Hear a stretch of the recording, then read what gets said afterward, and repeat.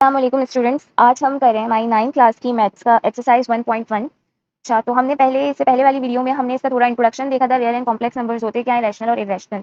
अच्छा खैर, अब फिलहाल हमारे पास एक क्वेश्चन नंबर 1 है जिसमें वो कह रहे हैं identify each of the following numbers as rational and irrational numbers and also write each one in separate columns. यानी कि हमें वो कह रहे हैं कि हमें बताना है कि रैशनल नंबर्स क्या हैं और इरेशनल नंबर्स क्या है। यानी कि हमें जो ये क्वेश्चन दिए इनमें से हमें डिफाइन करना है, फाइंड आउट करना है कि रैशनल क्या है और इरेशनल क्या है।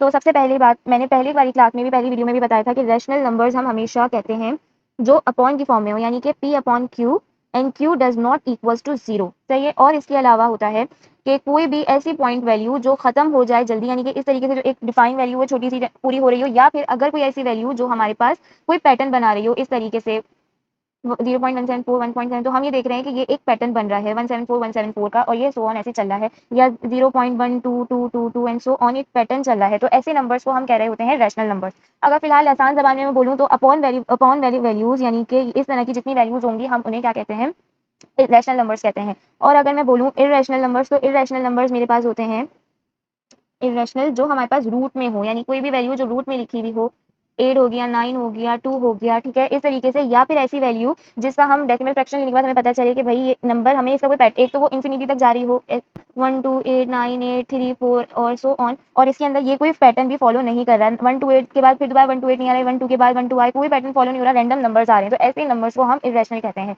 तो हमें सिंपली इसमें से हमें देख के बताना है इन क्वेश्चंस में से कि भाई इसमें हमारा रैशनल कौन सा है और इरेशनल कौन सा है। अच्छा, तो अब हम हमारी एक्सरसाइज स्टार्ट करते हैं। अच्छा, तो हम अपनी एक्सरसाइज को स्टार्ट करते हैं। मेरे पास वैसे तो अगर मैंने जो टर्म्स आपको बताई हैं उससे ही अगर हम ऊपर से देखें तो हमें वैसे ही पता चल रहा है ये हमारे पास किसकी फॉर्म में है, अपॉन की फॉर्म में, नंबर की फॉर्म में। तो ये मेरे पास रैशनल है, इसमें रूट आ रहा है तो ये इरेशनल है, इसमें भी रूट आ रहा है इसलिए इरेशनल हो सकता है, ये रैशनल हो सकता है, इसमें रूट आ रहा है तो ये इरेशनल, ये भी रूट है तो इरेशनल। एक्सपोनेंट, पाई, फाई, ये सारी टर्म्स इरेशनल होती हैं। तो एक्सपोनेंट तो सीधा सीधा हमारे पास एक्सपोनेंट और पाई तो हमारे पास सीधा इरेशनल है, ये भी इसमें रूट आ रहा है तो ये इरेशनल है, इसमें रूट नहीं है, सिर्फ अपॉन की फॉर्म में सिंपल, तो ये हमारे पास रैशनल है। ये पाई है तो इसलिए इरेशनल है और ये रैशनल है। लेकिन फिर भी हम इसे अपनी क्या कहते हैं, सर्टिफिकेशन के लिए हम इसे सॉल्व करके देखेंगे। अब मैं अगर अपनी क्वेश्चन नंबर 1 की बात करूं, क्वेश्चन नंबर 1 के 1 की, तो मेरे पास क्या लिखा है, 1 डिवाइडेड बाय 5। आपके पास पॉकेट कैलकुलेटर्स होंगे, अलाउड होंगे, तो आपने क्या करना है, सिंपल 1.5 1 डिवाइडेड बाय 5 जब आप कैलकुलेटर में डालेंगे तो हमारी वैल्यू क्या आ रही है, 0.2 एक डिफाइन वैल्यू आ रही है, आगे कुछ लंबी सी इंफिनिटी तक चलते हुए नहीं आ रही, तो इसका मतलब ये क्या है हमारे पास, ये हमारे पास रैशनल है। ठीक है। अगर हम सेकंड की बात करें, क्वेश्चन नंबर 2 की हम बात करें, तो हमारे पास क्या आंसर क्या है, √2 डिवाइडेड बाय 8। अगर हम इसको कैलकुलेटर में डाल दें तो इसकी वैल्यू हमारे पास क्या आ रही है, 0.176776 एंड सो ऑन इन्फिनिटी तक। ठीक है। अब ना ये कोई पैटर्न फॉलो कर रहा है, 1 7 है, फिर 6 7 है, फिर 7 6 है, इसमें कोई पैटर्न फॉलो नहीं है, तो ये हमारे पास क्या है, इरेशनल नंबर है, ये हमारे पास इरेशनल नंबर हो गया। ठीक है। अच्छा, और अगर वैसे ही हम इसे ना भी करें डिवाइड, तो हम वैसे देख के कैसे इसको बता सकते हैं, क्योंकि इसके अंदर हमारे पास क्या आ रहा है, इसमें हमारे पास रूट आ रहा है, तो वैसे ही हम देख के बता सकते हैं कि इरेशनल है। बट हम अपनी सर्टिफिकेशन के लिए एग्जाम में इसको पहले कैलकुलेटर में सॉल्व करेंगे, फिर उसकी वैल्यू को भी देख के हम आंसर लिखेंगे। ठीक है। फिर उसके बाद तीसरा अगर हम क्वेश्चन देखें, तीसरा क्वेश्चन है हमारे पास 5 √6। तो वैसे तो ये भी रूट देख के हमें पता चल रहा है कि ये हमारे पास क्या है, रैशनल है, लेकिन हम क्या कर रहे हैं, इसको आंसर निकालेंगे, इसका डिवाइड करेंगे तो हमारे पास आंसर आ रहा है 2.04136 एंड सो ऑन। ठीक है, 1316 सॉरी। तो इसके अंदर दोबारा ना कोई पैटर्न फॉलो हो रहा और ना ये कोई एक डिफाइन आंसर आ रहा है कि कोई छोटा सा एक डिफाइन आंसर आ गया और ये चल भी रहा है आगे तक, यानी कंटिन्यू है, और इसके अंदर क्या है, कोई पैटर्न फॉलो नहीं हो रहा। और दूसरी सबसे बड़ी बात, इसके अंदर हमारे पास रूट आ रहा है, तो हम इसे कहेंगे कि ये भी हमारा इरेशनल नंबर है। ठीक है। उसके बाद हमारे पास 4 है, क्वेश्चन 4 कह रहा है 2/8। 2/8 कितना होता है हमारे पास, अगर हम आंसर डालेंगे कैलकुलेटर में 0.25, तो 0.25 एक डिफाइन आंसर है, तो हम उसे कहेंगे कि ये हमारे पास रैशनल नंबर है। और इसके अंदर हमारे पास कोई भी वो नहीं है, रूट की वैल्यू नहीं है, सिंपल अपॉन की फॉर्म में है, यानी कि p अपॉन q की फॉर्म में आंसर लिखा हुआ है। ठीक हो गया। अच्छा, उसके बाद अगर हम आए क्वेश्चन नंबर 5 के ऊपर, क्वेश्चन नंबर 5 कहता है हमारा, क्वेश्चन नंबर 5 है 1√3, यानी कि 1√3। ठीक है। अगर हम इसे सॉल्व करेंगे तो हमारे पास क्या आंसर आ रहा है, 0.577350। और आगे कैलकुलेटर में ये नंबर्स और जा रहे होते हैं, बट इतनी जगह नहीं होती, सिर्फ इतना शो कर रहा होता है, बट ये नंबर्स आगे भी चल रहे होते हैं। पहली बात, इसमें कोई पैटर्न फॉलो नहीं हो रहा, 57 है, 73 है, 50 है, कोई पैटर्न फॉलो नहीं हो रहा, और ये आगे कोई डिफाइन आंसर भी नहीं है, तो ये हमारे पास क्या होगा, इरेशनल। और इसके अंदर हमारे पास रूट भी आ रहा है। ठीक है। फिर हमारे पास 10, इसको हम आगे करते हैं, एक सेकेंड। उसके बाद हमारे पास 6 क्वेश्चन है, हम यहाँ सॉल्व करते हैं। 6 वाला क्वेश्चन कह रहा है √8। तो पहली बात तो √8 देके ही पता चल रहा है कि रैशनल है, बट अगर हम इसे सॉल्व करेंगे तो मेरे पास आंसर आ रहा है 2.82842। ठीक है ना, ये कोई पैटर्न फॉलो कर रहा है और ये आगे कंटिन्यू है। ठीक है, ये आगे कंटिन्यू है और ना ये कोई पैटर्न फॉलो कर रहा है, तो इसका मतलब क्या है, ये इरेशनल नंबर है। सही है। इसके बाद हमारे पास 7th पार्ट है, 7 एक्सपोनेंट। एक्सपोनेंट मैंने पहले ही कहा था, एक्सपोनेंट हो या पाई हो या अंडर रूट हो, ये इरेशनल होते हैं। तो एक्सपोनेंट तो हमारे पास वैसे ही इरेशनल होता है, पर अगर हम एक्सपोनेंट की वैल्यू भी काउंट, मतलब अगर हम इसको डालें, आपके शायद पॉकेट कैलकुलेटर्स में नहीं होगा, बट अगर साइंटिफिक कैलकुलेटर में हम देखें तो इसकी जो वैल्यू होती है वो होती है 2.71821 एंड सो ऑन। ठीक है, लेकिन ये भी कोई पैटर्न फॉलो नहीं कर रहा, तो इसलिए ये इरेशनल नंबर है। इसके बाद हमारे पास 8 है क्वेश्चन, पाई। पाई भी मैंने अभी बताया, एक्सपोनेंट पाई, फाई, रूट, ये सब इरेशनल होते हैं, लेकिन अगर पाई की वैल्यू हम देखें तो 3.142 करके हमारे पास वैल्यू इसकी आ रही होती है, एंड सो ऑन। तो ये भी हमारे पास क्या है, इरेशनल है।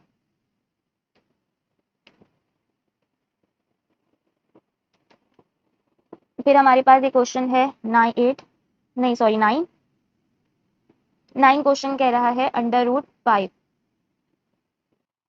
इसके बाद हमारे पास 9 क्वेश्चन था √5। अगर हम √5 की वैल्यू को हम लिखेंगे, तो अगर मैं कैलकुलेट करती हूँ √5 की वैल्यू को, तो वो मेरे पास आती है 2.23606 एंड सो ऑन। ठीक है, तो सबसे पहला तो हमें खुद ही पता है कि ये रूट है, तो ये क्या हुआ, इरेशनल। और दूसरा, ये कोई पैटर्न फॉलो नहीं कर रहा, दैट्स वाई ये हमारा इरेशनल है। अब 22/3 वैसे तो ये p अपॉन q की फॉर्म में है, तो हमें वैसे ही पता चल रहा है कि ये रैशनल है, पर फिर भी हम इसको अगर सिंप्लीफाई करें, मतलब इसे डेसिमल फ्रैक्शन पॉइंट की फॉर्म में लाएं, तो इसका आंसर हमारे पास हो रहा है 7.333333 एंड सो ऑन। अब इसके अंदर क्या है, ये 33333 एक पैटर्न फॉलो कर रहा है, 3 नंबर चल रहा है, तो ये हमारे पास क्या हुआ, रैशनल।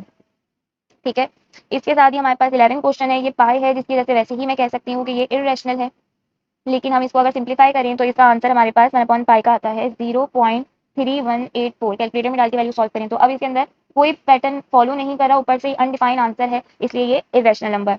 और अच्छा, उसके बाद हमारे पास लास्ट क्वेश्चन है 11/12, क्वेश्चन नंबर 12, 11/12। तो पहले तो हमें ये देख के ही पता चल रहा है कि ये किसमें है, p अपॉन q की फॉर्म में है। चेंज कर लूँ, ये p अपॉन q की फॉर्म में है। ठीक है, देख के ही पता चल रहा है, पर फिर भी हम इसकी कैलकुलेशन करेंगे, तो हमें इसको डिवाइड करने के बाद हमारे पास आंसर आ रहा है 0.916666। तो ये 9 1 के बाद 666 का एक पैटर्न फॉलो कर रहा है, तो इसीलिए हमारे पास रैशनल नंबर है। पूरे हो गए हैं। इसके बाद हम करते हैं इसके क्वेश्चन नंबर 2 के पार्ट्स को। अच्छा, इसके अंदर हमारे पास ये क्वेश्चन क्या कह रहा है कि convert the following into decimal fractions. Decimal fraction का मतलब है कि इनको पॉइंट की फॉर्म में लेके आना है। जैसे हमने ये वाली 1/5 को पॉइंट 2 फॉर्म में लाया, तो इसे हम कहते हैं डेसिमल फ्रैक्शन। ठीक है, सबसे पहले तो हमने इसे डेसिमल फ्रैक्शंस में लेके आना है। उसके बाद हमें इसमें ये बताना है कि कौन सा जो है वो टर्मिनेटिंग डेसिमल फ्रैक्शन है और कौन सा नॉन टर्मिनेटिंग डेसिमल फ्रैक्शन है। अब टर्मिनेटिंग और नॉन टर्मिनेटिंग डेसिमल फ्रैक्शंस क्या होते हैं, यहाँ ऊपर हमने सिंप्लीफाई किया हुआ है कि टर्मिनेटिंग डेसिमल फ्रैक्शंस वो होते हैं जो जो हमारे पास हमें एक डिफाइन आंसर दे दें, यानी जैसे 1/2, 1/4, इसके आंसर्स क्या है, 0.5, 0.25, यानी आंसर्स एक छोटे से, मतलब एक छोटा अनडिफाइंड आंसर है, यानी कि हमें पता है इसके आगे मजीद कोई नंबर्स नहीं है, ये डिफाइंड आंसर्स हैं। तो ऐसे नंबर्स को हम कहते हैं टर्मिनेटिंग डेसिमल फ्रैक्शंस।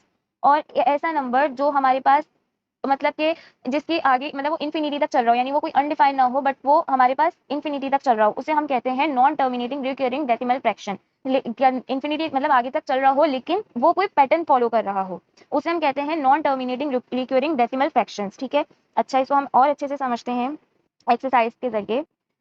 फिलहाल हम ये समझ लेते हैं कि हमारे पास ये वाली जो टर्म्स इन्होंने हमें दी हुई हैं, इनका क्या मतलब है। इनका क्या मतलब है, टर्मिनेटिंग डेसिमल फ्रैक्शन हमें समझ आ गई, ऐसा नंबर जो डिफाइन हो, ऐसे डेसिमल फ्रैक्शन जो डिफाइन हो, जो इन आगे तक नहीं जा रहे हो, बहुत सारे नंबर्स ना इन्फिनिटी तक ना जा रहे हो, कुछ डिफाइन नंबर्स, वो हमारे पास टर्मिनेटिंग डेसिमल फ्रैक्शन कहलाते हैं। Non terminating recurring decimal fraction कहलाते हैं, जो कोई पैटर्न के साथ चल रहे हो और वो मतलब कोई डिफाइन ना हो, एक आगे उसके नंबर्स जा रहे हो, लेकिन वो एक पैटर्न के साथ हो। जैसे यहाँ पे एग्जांपल दी हुई है 0.33333, यानी कि ये आगे 33 ऐसे ही चल रहा है, तो 333 एक पैटर्न फॉलो कर रहा है, इसी वजह से ये डिफाइन नहीं है, ये आगे तक चला है, इस वजह से ये नॉन टर्मिनेटिंग है, और ये एक पैटर्न फॉलो कर रहा है, इस वजह से ये रिक्यूरिंग डेसिमल फ्रैक्शन है। सेकंड एग्जांपल इसकी दी हुई 9/11 इक्वल्स टू 0.818181, ये 81818181 आगे कंटिन्यू है और ये एक पैटर्न फॉलो कर रहा है, आगे कंटिन्यू है, इस वजह से ये नॉन टर्मिनेटिंग है और एक पैटर्न फॉलो कर रहा है जिस वजह से ये रिक्यूरिंग डेसिमल फ्रैक्शन है। ठीक है, अब इसके बाद हमारे पास एक टर्म है √2 और 1.414213, यानी कि एक तो ये अनडिफाइंड यानी आगे नंबर कंटिन्यू है और ये कोई पैटर्न फॉलो भी नहीं कर रहा। पहले 4 1 है, फिर 4 2 है, फिर 1 3 है। तो इसका मतलब है पहला तो ये ना डिफाइन होने की वजह से यानी आगे कंटिन्यू होने की वजह से ये नॉन टर्मिनेटिंग है और पैटर्न फॉलो ना करने की वजह से ये नॉन रिक्यूरिंग डेसिमल फ्रैक्शन है। इसी तरह इसकी सेकंड एग्जांपल है √3 1.73205। पहले तो ये आगे कंटिन्यू है, इसमें डॉट डॉट डले हुए हैं यानी आगे नंबर्स आ रहे हैं, तो ये हमारे पास क्या है, नॉन टर्मिनेटिंग यानी अनडिफाइंड नंबर है। और इसके अलावा अनडिफाइंड से मुराद है आगे कंटिन्यू, अनडिफाइंड तो नहीं कहेंगे लेकिन कंटिन्यू है आगे। और क्या नाम है, ये कोई पैटर्न भी फॉलो नहीं कर रहा, पहले 7 है, फिर 3 है, फिर 205 वाला कोई पैटर्न फॉलो नहीं कर रहा, जिसकी वजह से हम इसे नॉन रिकरिंग डेसिमल फ्रैक्शन कह रहे हैं। ठीक है, तो हमें ये समझ आ गया कि हमें डेसिमल फ्रैक्शन क्या है, यानी किसी भी अपॉन की चीज को पॉइंट्स मिलाना डेसिमल फ्रैक्शन होता है। रिकरिंग, टर्मिनेटिंग, नॉन टर्मिनेटिंग समझ आ गया। तो अब हम आगे इसकी एक्सरसाइज सॉल्व करते हैं। हमारे जितने भी क्वेश्चंस हैं इनको सबसे पहले हम डेसिमल फ्रैक्शंस में कन्वर्ट कर लेते हैं। डेसिमल फ्रैक्शन में पॉइंट में इसकी वैल्यू लिखेंगे, तो हम कैलकुलेटर में हमारी सबसे पहले वैल्यू डालेंगे 5 divided by 8 is equal to 0.625। तो हम यहाँ लिखेंगे 0.625। इसके बाद हम लिख लेते हैं हमारा 4 डिवाइडेड बाय 18 बराबर है 0.222 के, यानी कि 0.2222 एंड सो ऑन। इसके अलावा हमारे पास है, पहले हम सारी वैल्यूज को डेसिमल फ्रैक्शन में लाते हैं। हम इनको डेसिमल फ्रैक्शन में ला रहे हैं। 1 डिवाइडेड बाय 15 बराबर होता है 0.066666 एंड सो ऑन। ठीक है, फिर हमारे पास फोर्थ है 49 डिवाइडेड बाय 8 बराबर है 6.125 के, 6.125 के। फिर उसके बाद हमारे पास नेक्स्ट है, हमारे पास है 207 डिवाइडेड बाय 15, इसकी वैल्यू है हमारे पास 13.8 एंड देन हमारे पास है 50 डिवाइडेड बाय 76, ये हमारे पास आ रही है 0.65789 एंड सो ऑन। ये हमारे पास बहुत, हमारे पास इसकी वैल्यू बहुत लंबी आई तो हमने 9 को लिखा आगे डॉट डॉट डॉट। तो ये हमारे पास सबसे पहले हमने क्या किया, हमारी सारी जो वैल्यूज थी इनको हमने डेसिमल फ्रैक्शंस में लिख लिया। ठीक है, अब हमने क्या करना है, अब हमने इसको इंडिकेट करना है कि भाई ये टर्मिनेटिंग है या नॉन टर्मिनेटिंग डेसिमल फ्रैक्शंस है। सबसे पहली बात तो हमारे पास क्या है कि भाई टर्मिनेटिंग क्या होता है, जो एक कंटिन्यू नंबर ना हो, मतलब एक स्मॉल अमाउंट नंबर हो, जो जैसे ये लिखा हुआ आ रहा है हमारे पास 0.625, तो ये हमारे पास है टर्मिनेटिंग डेसिमल फ्रैक्शन। ठीक है, इसी के साथ हमारे पास सेकंड वाला जो है वो हमारे पास क्या है कि वो हमारे पास क्या है, एक नंबर कंटिन्यू चल रहा है, यानी कि वो एक मतलब छोटी सी अमाउंट नहीं है, छोटा सा नंबर नहीं है जो खत्म हो जाए, बल्कि वो आगे कंटिन्यू हो जा रहा है। तो ऐसे नंबर को हम कहते हैं नॉन टर्मिनेटिंग। ठीक है, हमने इसको लिख दिया non terminating, non terminating decimal fraction. फिर इसी के साथ ये वाला भी सेम यही है, इसके अंदर भी एक पैटर्न फॉलो हो रहा है और कंटिन्यू कंटिन्यू चले जा रहा है, तो ये है नॉन टर्मिनेटिंग डेसिमल फ्रैक्शन। ठीक है, फिर इसके बाद इसके अंदर ये एक नंबर खत्म हो रहा है 6.125 पे, तो हम इसे कहेंगे कि ये क्या है हमारे पास, ये है टर्मिनेटिंग डेसिमल फ्रैक्शन। सिंपली ये वाला भी थर्ड वाला जो है ये भी हमारे पास क्या है, इसका आंसर 13.8 आ रहा है, तो ये हमारे पास हो गया टर्मिनेटिंग, क्योंकि आगे कोई नंबर कंटिन्यू नहीं है, बस जो भी है इतना ही है। और उसके बाद हमारे पास लास्ट वाला है, ये कंटिन्यू चल रहा है, तो ये हमारे पास हो गया, हमारे पास ये होगा non terminating, non terminating decimal fraction. अपनी एक्सरसाइज 1.1 का क्वेश्चन नंबर 2 ये पूरा कर लिया था हमारे पास।